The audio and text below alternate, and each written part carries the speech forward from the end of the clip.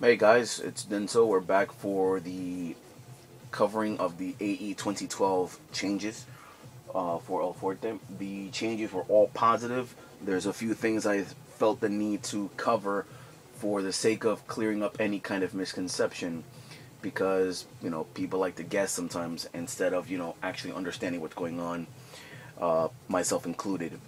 The first change we're going to cover is the one that I feel needs the clearing up the most, and that is the change that occurred concerning El Fuerte's lights.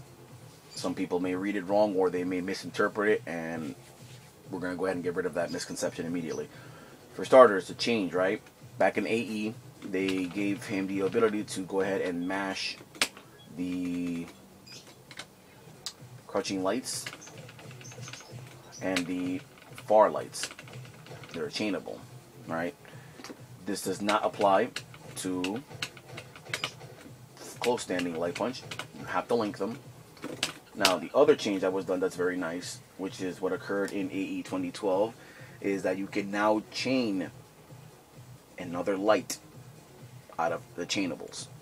So we have crouching light punch, right? Chainable.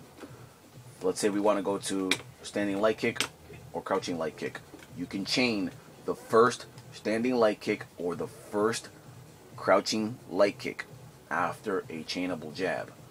Every other light kick after that first light kick that chains, you have to link it. Okay?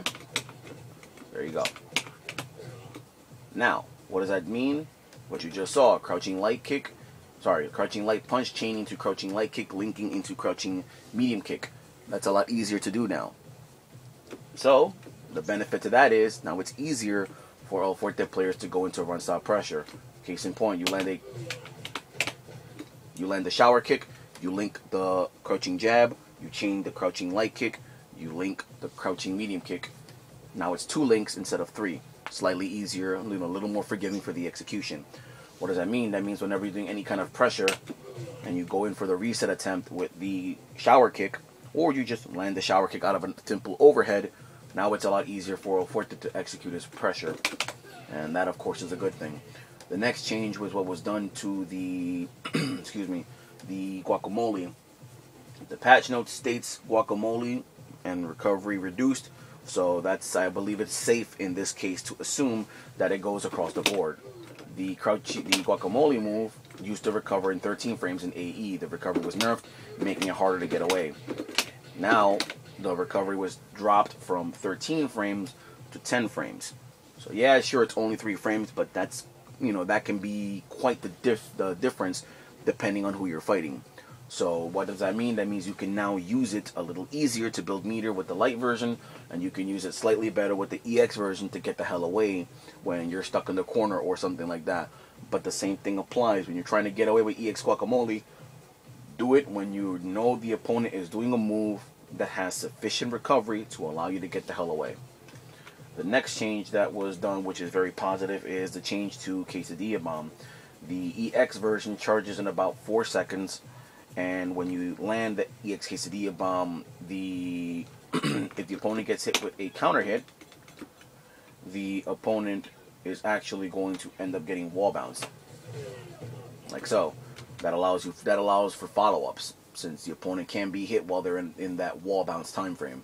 You can hit them with things like, for example, run slide. You can hit them with another Quesadilla Bomb. You can hit them with a guacamole, things like that.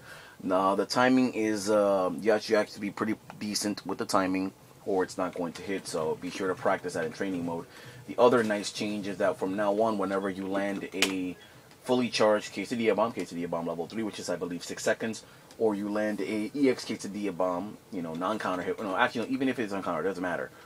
If you land a Quesadilla Bomb that's fully charged or EX, El Fuerte will recover faster. You'll only be stuck on recovery for about 10 frames.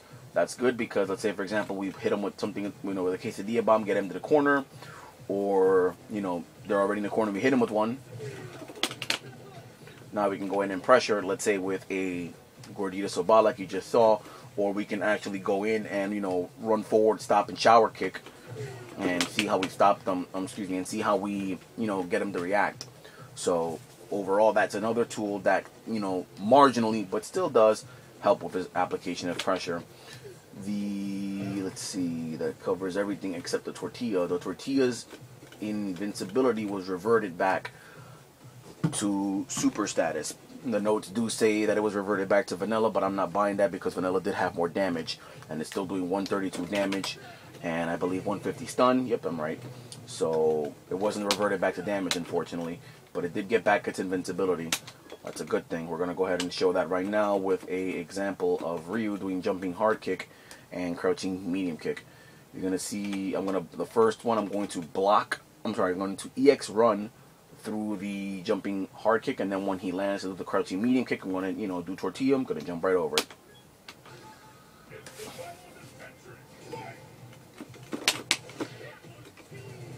Now you saw that example. Let's do it again. This time I'm going to just do it normally. Just going to tortilla right through the jumping hard kick.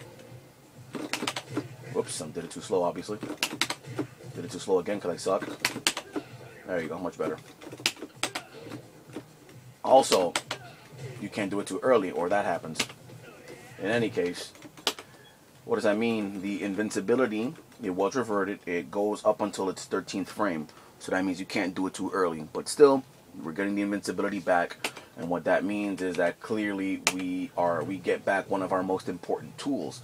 The tortilla is once again the best command grab in the game, because now it has that invincibility, so you can punish lots and lots of jump-ins. And of course, since tortilla is already a hard knockdown and sets up itself again, or a safe tortilla, or a fake tortilla, or what have you. So that's very, very important to have. The other change that was done, which was the fixing of a glitch where sometimes on certain characters like Balrog, El Fuerte would land a close fierce into the slide, and nothing would happen. The other thing that was changed, supposedly, as you just saw me whiff the run stop fierce on Ryu here because of a stupid animation, was that supposedly the animation was fixed, and since we just saw it miss there, it just further makes me believe that it didn't happen, or that maybe they changed their mind on that. But whatever, I'm not buying it. People are saying that that's what it is, that was a supposed stealth change. There you see it again. I'm sorry, I'm just not buying it. So in any case, at the same time, it may be just my execution because I suck anyway. Because for the first run stop fierce on a neutral Ryu, you're supposed to run in a little deeper.